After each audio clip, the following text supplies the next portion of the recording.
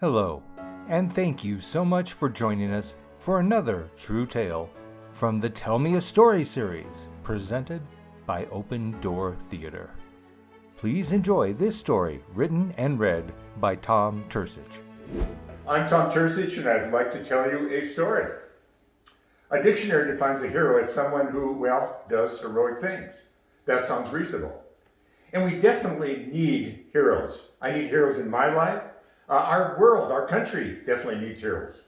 We need heroes to serve as an example to help us do the correct thing. We need heroes to serve as guides to help us get onto the right path so we can determine and we can achieve worthwhile goals. We need heroes to motivate us so that we can stay on that path, so through thick and thin, through ups and downs. I have been very fortunate in that I have had a lot of heroes in my life. My dad was my hero during my early years. He was the wind beneath my wings. There was my academic advisor at Carroll College, Dr. James Mannion, was a hero of mine.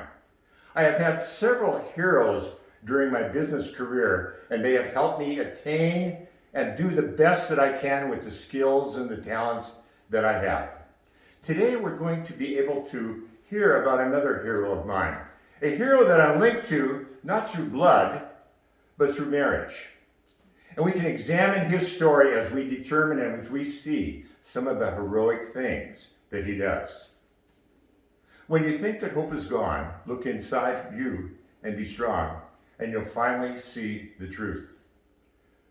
I first met Tony Harrison, it's been well over 50 plus years ago. I mean, my goodness, where did the years all go?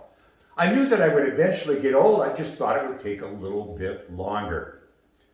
I met Tony because his number 2 daughter, and his favorite daughter too, Sandra, convinced me to drive her from St. Louis, Missouri, where we were both students, I in dental school and Sandy in nursing school, to visit her parents in Metropolis, Illinois.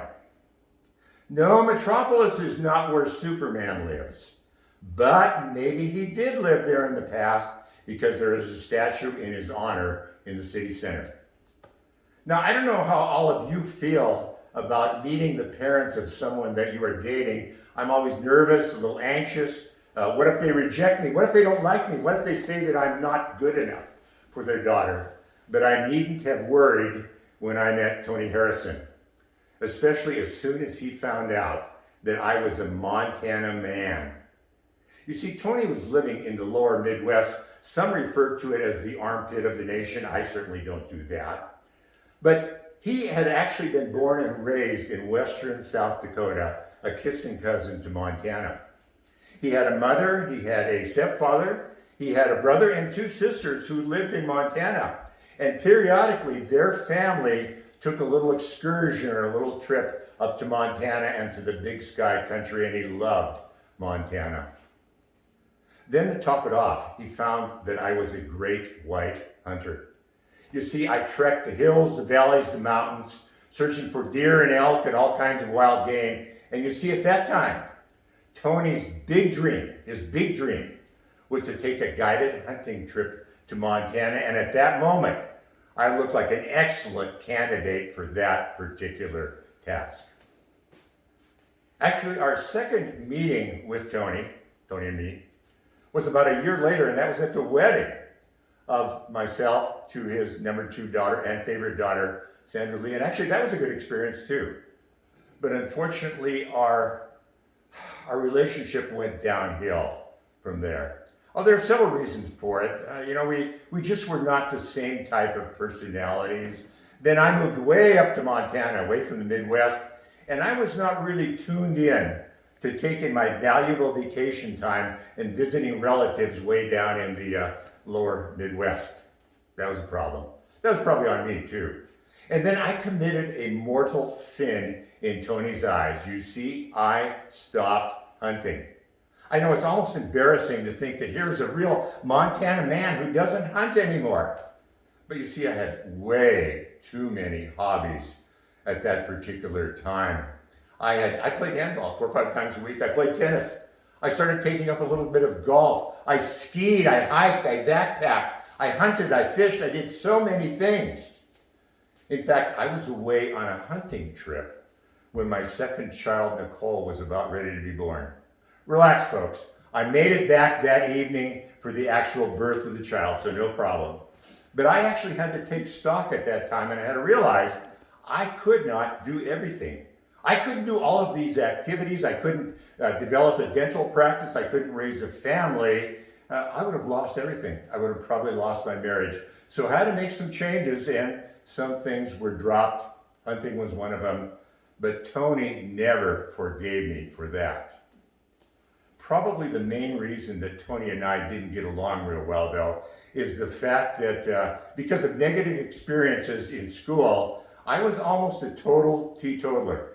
I didn't drink at all. And Tony, well, Tony, you see, was an alcoholic.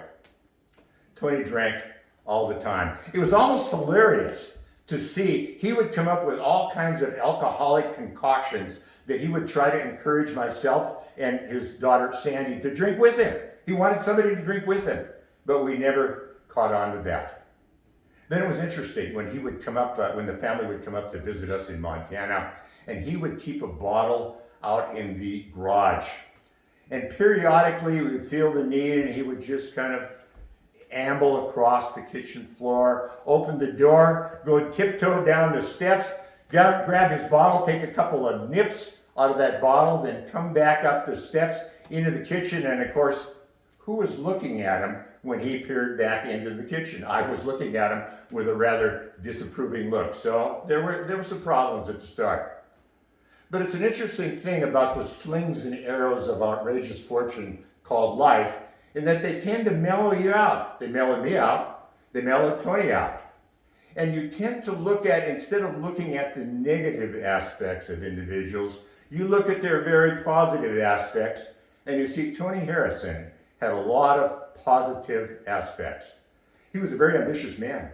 He started out sweeping the floor in his father-in-law's power plant in Meridosha, Illinois. Don't you just like to hit Meridosha? I love the sound of that particular name. He went through all of the steps then. He was assistant foreman, and then he was superintendent of his own power plant in Henderson, Kentucky. So he went up through the ranks. A self-educated man, like I say, a very ambitious man. And he was so protective of his family, of his 4 daughters and his wife. In fact, there is a story that we could tell that would curl your hair about how he protected his family, but we'll save that for another time. His wife, Pauline, said that Tony was a throwback to a previous time where men were really men. They were strong, they had a great deal of character, and they were just tough guys. And this was good, because the time was fast approaching in Tony's life where he was going to need every ounce of strength, every bit of character that he could muster. When you think that hope is gone, look inside you and be strong, and you'll finally see the truth.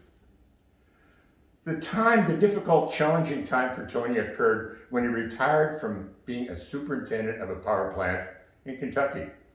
Now, his wife, Pauline, thought that Tony drank because of the stress of the job. And sure, that's part of it. But actually, Tony was an alcoholic. He drank all the time. Mad, glad, sad, bad. It didn't matter. He had a drink for every occasion. And as a result, right now, he was retired. He had more time, so he drank more.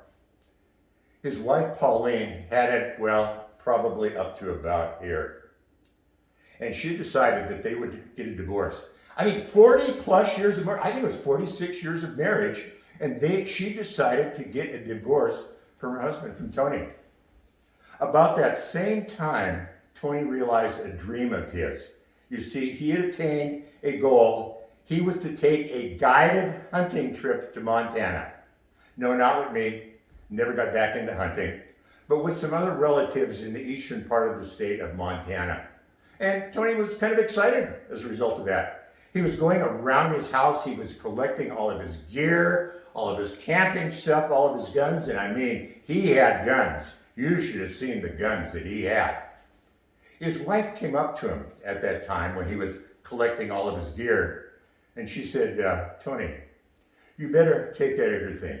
Take all of your clothes, take all of your gear, take everything, take all of your guns, because you ain't coming back here anymore. You see, once you leave, once you head for the west, I'm going to change the locks, and the next person that you see will be the divorce attorney.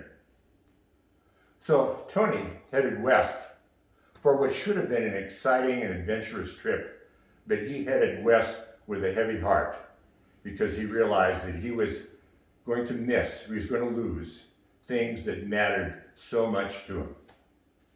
Let's see, I think it was, it must have been a Thursday evening, I believe it was, because we had our dental meetings on Thursday night. And I had just come back from a dental meeting to find my wife, Sandy, Tony's number 2 and favorite daughter, in a great deal of distress. You see, her father had just arrived in eastern Montana that evening, and he had called his favorite daughter in order to be consoled, to commiserate with Sandy about what was going on. And here was a gentleman who never showed, Tony never showed any emotion, but he was actually crying on the phone. He was bawling on the phone because he told his daughter, his favorite daughter, that he was missing, he was losing everything that meant anything to him, his wife and his family, and he just couldn't bear to go through it. Now, I made a mistake at that time. Instead of, my wife was obviously upset. I should have just listened to her feelings, but no, I gave her advice. Guys don't do that. But she thought that she would drive to eastern Montana late that night in order to console her father. And I said, no, I don't think you need to do that. I think that he will do the right thing. Now, did I know that? No, I certainly didn't know that he would do that, but he did the right thing. He took that out-of-state hunting license. It was probably worth about $700-800 at that time. It's probably in the thousands of dollars now. I don't know how much it cost. But he, in essence, flushed that down the toilet. He left that hunting license sitting on the kitchen table in eastern Montana. He packed up all of his gear, all of his guns. He put it in his camper, and he headed back to his wife in Kentucky. When he made it back there, he went up to her on bended knee, and he said, hey, is it my drinking? Is that what's causing the problem? Is that what's resulting in the divorce? Is that it? And she said, yes. Pauline said, yes. And he said, I will never take another drop of alcohol the rest of my life. And he didn't. He lived for another 6-7 years. He died of lung cancer then, but they had 6-7 great years of marriage where they put the family back together.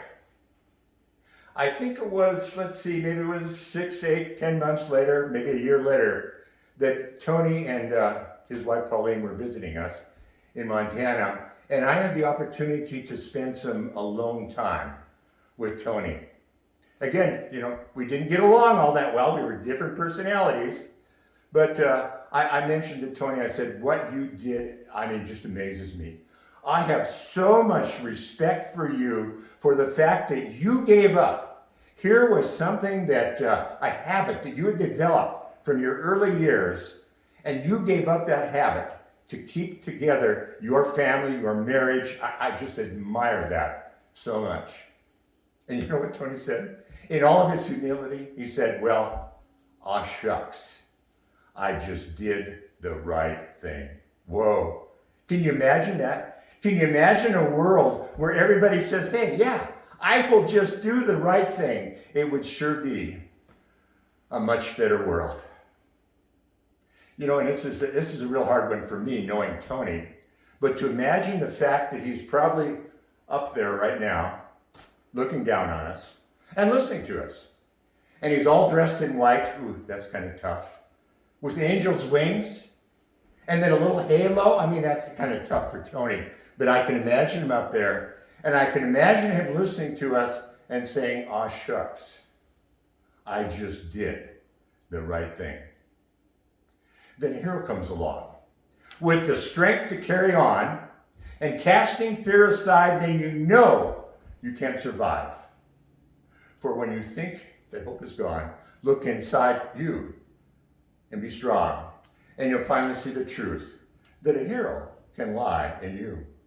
Now, ladies and gentlemen, I hope you learned something from the story of Tony and the heroic things that he performed. I hope you learned the fact that you too can be a hero and that you too can just do the right thing.